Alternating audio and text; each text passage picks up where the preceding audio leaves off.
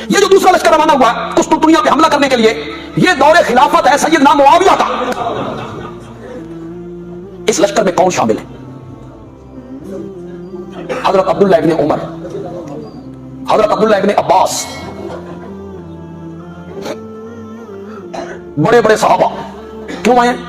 اس لشکر کے لیے میرے آقا نے کیا دیا ہے؟ یہ بخشا بخشایا ہے۔ ان میں آئے ہیں میرے نبی کا مدینے میں پہلا میزبان حضرت ابو ایوب انصاری، عمر ہے 80 سال، کتنی؟ 80 سال۔ وہ آئے، یہ نہیں بتاؤں گا کہ اس کا سپہ سالار کون تھا، لوگوں کے ماتھے پہ شکنیں بہت پڑ جاتی ہیں۔ حضرت ابو ایوب انصاری نے سالار لشکر کو آخری وصیتیں کی،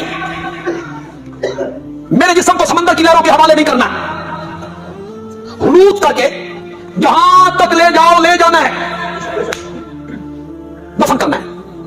رب مجھ سے پوچھے گا تو میں کہوں گا مولا میرا تو فوت شدہ جسم بھی تیرے رستے میں جہاد کرتا رہا، سفر کرتا رہا۔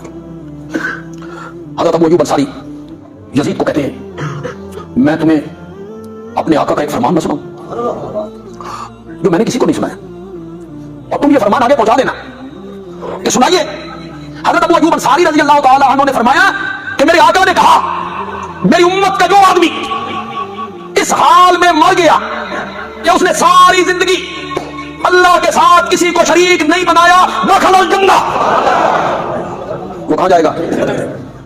یہ حضرت ابو ایوب انصاری نے آخری وصیتیں کرتے ہوئے یزید سے باتیں کی۔ البدایہ والنہایہ اس کی آخری جلد ہے۔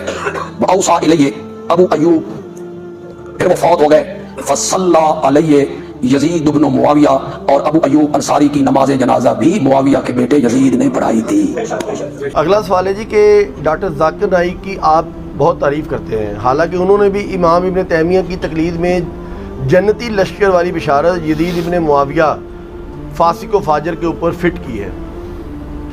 اچھا، بات یہ کہ ڈاکٹر ذاکر نائک کی میں نے تعریف جن باتوں میں کی ہے ان میں تو میں کروں گا نا، ہم تو مجھ سے مزاج ہیں، کمپیریٹیو سٹڈی میں انہوں نے بہت بڑی ایفرٹ کی ہے۔ باقی جہاں پہ ود ان ریلیجن ان سے غلطی ہوئی ہے تو میرے علاوہ تو میرے خیال کسی کا کلپ اس طرح ریکارڈڈ نہیں ہے بائی نیم مینشن کر کے۔ آپ یوٹیوب پہ لکھیں جنتی لشکر والی بشارت، 5 لاکھ سے زیادہ لوگ وہ کلپ دیکھ چکے ہیں۔ ایک طرف ڈاکٹر ذاکر نائک کی تصویر ہے، ایک طرف میری ہے، تو میں نے اس میں بتایا کہ ان کو غلطی لگی ہے، اور ظاہر ہے ابن تیمیہ کی وجہ سے لگی ہے۔ کانسٹنٹائن والی جو بشارت فٹ کر دی تھی تو میں نے اس میں بتایا کہ یار وہ صحیح بخاری میں حدیث ہے، میری امت کا پہلا گروہ جو کیسر روم کے شہر پہ حملہ کرے گا۔ قسطنطنیہ تو اس میں موجود ہی نہیں، اور کیسر روم کا شہر تو ہمس تھا شام میں، وہاں پہ حملہ جو کیا تھا وہ تو ابو عبیدہ ابن جراح نے کیا تھا حضرت عمر کے دور میں۔ لیکن یہ کہتے ہیں کہ جی وہ ہمس والا اس لیے نہیں ہے کہ ہمس پہ حملہ کرنے سے پہلے ہی کیسر روم نے ہمس چھوڑ کے قسطنطنیہ شفٹ ہو گیا تھا۔ چلیں ہم بھی قسطنطنیہ شفٹ ہو جاتے ہیں آپ کے پیچھے۔ تو قسطنطنیہ پہ جو پہلا حملہ ہوا ہے وہ یزید ابن معاویہ نے نہیں کیا، وہ تو حضرت عثمان غنی رضی اللہ تعالیٰ کے دور میں ہو گیا تھا۔ اس وقت یزید کی عمر 6 سال تھی، وہ تو شامل ہی نہیں تھا اس کے اندر۔ صحیح بخاری سے ابو ایوب انصاری والی حدیث لے کے آتے ہیں کہ ابو ایوب انصاری فوت ہو گئے، اس لشکر کا امیر یزید ابن معاویہ تھا۔ تو حضرت ابو ایوب انصاری قسطنطنیہ کے کئی حملوں میں شریک تھے، وہ کوئی ایک حملہ تو نہیں ہوا تھا۔ قسطنطنیہ تو پھر فتح بھی ان لوگوں سے نہیں ہوا، وہ تو جا کے 9ویں صدی ہجری میں جا کے فتح ہوا ہے سلطان محمد فاتح کے ہاتھوں، جس پہ ترکی والوں نے پوری 3 گھنٹے کی فلم بنائی ہوئی ہے۔ سلطان محمد فاتح پہ اردو ڈبنگ کے ساتھ ترکیوں کی فلم بڑی زبردست آئی ہے 3 گھنٹے کی، کہ کس طرح جو ہے وہ یورپ کے سینے میں جا کے مسلمانوں نے جو ہے وہ قسطنطنیہ کو فتح کیا۔ قسطنطنیہ اب وہ ہے استنبول جسے کہتے ہیں، اسلام ان بلک۔ اسلام آباد کو اگر آپ ٹرکی میں ٹرانسلیٹ کریں استنبول بنتا ہے، تو مسلمانوں نے اس کا نام پھر استنبول رکھ دیا تھا قسطنطنیہ کا۔ تو قسطنطنیہ پہ حملہ پہلا جو ہے وہ حضرت جو تھے نا عبداللہ ابن زبیر کے چھوٹے بھائی منذر، انہوں نے کیا تھا۔ علادہ سے اس پہ ریسرچ پیپر بھی ابو عبداللہ جابر دامانوی صاحب کا آیا ہوا ہے۔ تو یزید تو اس میں ہے ہی نہیں تھا، کیونکہ ابو داؤد میں حدیث ہے کہ ہمارے لشکر کے امیر عبد الرحمن بن خالد ابن ولید تھے۔ جب ہم نے قسطنطنیہ پہ حملہ کیا اور اس حملے میں حضرت ابو ایوب انصاری ہمارے ساتھ موجود تھے, وہ ہمیں حدیثیں سناتے تھے بس. اور دوسرے والے حملے میں ہے کہ ابو ایوب انصاری موجود تھے اور وہ فوت ہوئے. تو جس حملے میں وہ زندہ تھے وہ پہلے والا حملہ ہوگا, جس میں فوت ہوئے وہ دوسرے والا. اگر دو بھی لشکر گئے ہوں, اس پہ تو زبیلی زئی صاحب نے پورا مضمون لکھا تھا. تو یہ خام خواہ وہ اگر انہوں نے کر دیا تو اس کی وجہ سے ڈاکٹر ذاکر نائک کی پوری زندگی زیرو سے ملٹیپلائی نہیں ہوگی. ڈاکٹر ذاکر نائک کے تو وہ علمی لیول ہی نہیں ہے. امام ابن تیمیہ تو بہت بڑی پرسنالٹی ہے, اگر ان کو غلطی لگ سکتی ہے تو ڈاکٹر ذاکر نائک کو بھی لگ سکتی ہے. ہم نے تو ان کے بیٹے کے ہاتھ میں یہ پمفلٹ بھجوائے تھے, ان کے گھر تک یہ پمفلٹ پہنچے ہیں. تو باقی دیکھ لیں ان کے اس عمل کا نقصان ہی ہوا ہے نا. ایک غلط چیز پہ انہوں نے سٹانس لیا, پھر جب ان سے دلیل مانگی تو ویسے وہ کہتے ہیں قرآن اور صحیح حدیث, جب دلیل مانگی تو کہتے ہیں امام غزالی نے فرمایا. تو امام غزالی تو وہ کچھ فرما کے گئے ہوئے ہیں جو آپ کے نزدیک شرک ہے. اور دوسری طرف بریلوی ہیں, وہ کہتے ہیں ڈاکٹر ذاکر نالائق. تو وہ پنڈی کے مفتی صاحب کو میں نے کہا تھا کہ اگر ڈاکٹر ذاکر نالائق ہے تو غزالی نالائق کیوں نہیں ہے, جس نے احیاء العلوم میں لکھا ہے کہ قتل حسین کو یزید کی طرف نہیں منسوب کرنا چاہیے, تو ایک مسلمان کے اوپر جھوٹی تہمت لگانا ہے, اور جو ایسی تہمت لگا رہا ہے وہ اس کی طرف خود لعنت پلٹ آئے گی. تو میں نے کہا تھا کہ جو لوگ اس وقت ڈاکٹر ذاکر کو نالائق کہہ رہے ہیں, وہ جب یزید کے خلاف بولتے ہیں تو امام غزالی کی نظر میں وہ خود لعنتی ہیں. تو جرت کرے, یہ تو جرت کرنی چاہیے نا ان کو, جو بندہ ان پہ لعنت بھیج رہا ہے وہ کہے نہیں تو ہی لعنتی ہے. تو ایک ٹکٹ میں دو مزے تو نہیں ہوتے.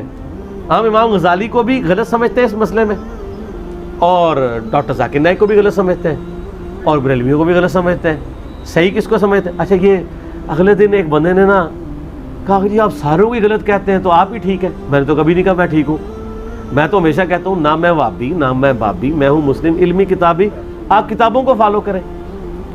یہ سارے غلط ہیں جی, سارے ہی غلط ہیں کسی نہ کسی معاملے میں. آئے کوئی مسلمان کی دعویٰ کرے کہ فلاں مسلمان انکلوڈنگ میرے بارے میں کہ وہ 100% ٹھیک ہے, یہ کون دعویٰ کر سکتا ہے؟ آپ یہ دیکھا جائے کریں کہ جو غلطی ہائی لائٹ ہو رہی ہے وہ غلطی ہے کہ نہیں. تو یہ کہتے ہیں غلطی ہائی لائٹ نہ کریں, اچھائیاں بیان کریں. ان کو کہ اچھائیاں اگر بیان کریں تو یہ کام آپ خود کیوں نہیں کرتے؟ آپ اپنے بزرگوں کی تو اچھائیاں بیان کرتے ہیں, دوسروں کی تو غلطیاں بیان کرتے ہیں. تو سر 99 قتل تو آپ نے بھی کیے ہوئے ہیں, کیا دیوبندی اپنے علاوہ سارے فرقوں کو غلط نہیں کہتے؟ بالکل کہتے ہیں. تو 99 قتل تو انہوں نے بھی کیا, ہم نے ساتھ کہہ دیا کہ دیوبندی بھی غلط ہے. تو ایک ہی زیادہ کر کے سینچری پوری کی ہے نا. مدعا سارا ہمارے اوپر پڑ گیا, ہم تو پھر بھی اولو العلم قائما بالقسط ہے, انصاف پہ قائم ہے کہ نہیں دیوبندی بھی اس معاملے میں غلط ہے. تو کسی کو غلط کہنے کا مطلب یہ نہیں کہ اس کی تکفیر کرتے ہیں. یہ لوگ جب غلط کہتے ہیں اسلام سے بھی باہر نکالتے ہیں. ہم غلط کہہ کے بھی پیچھے نماز پڑھتے ہیں.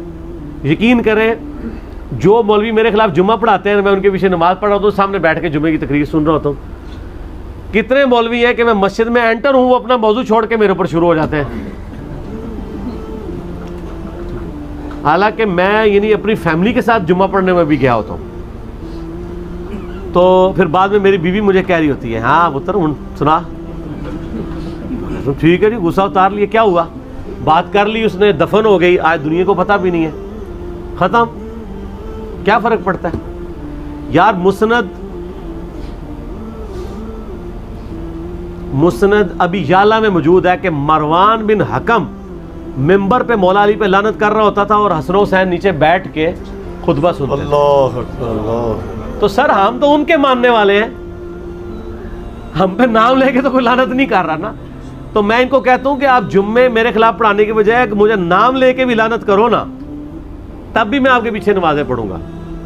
یہی ہماری سچائی کی دلیل ہے کہ ہم شریعت کو کہیں پہ کراس اس کی باؤنڈری نہیں کرتے. نمازیں انہی کے پیچھے پڑھنی ہے کیونکہ ہمیں حکم ہے خلیفہ راشد عثمان ابن عفان کا, صحیح بخاری 695, کہ نیکی کے کاموں میں باغیوں کا ساتھ دو, نماز مسجد نبوی میں باغیوں کے پیچھے پڑھو, برائی میں ان سے الگ رہو. حالانکہ حضرت عثمان کہہ سکتے تھے کہ تم غلط لوگوں کو سپورٹ کر رہے ہو, نمازیں ان کے پیچھے نہ پڑھو, لیکن ان کو پتہ تھا ان نیکی کے کاموں میں تو آپ نہیں, تو ہم بھی نیکی کے کاموں میں ساتھ دیتے ہیں سر, اب بھی دیتے ہیں, آندہ بھی دیں گے انشاءاللہ تعالی, کوئی مسئلہ نہیں. ٹھیک ہو گیا.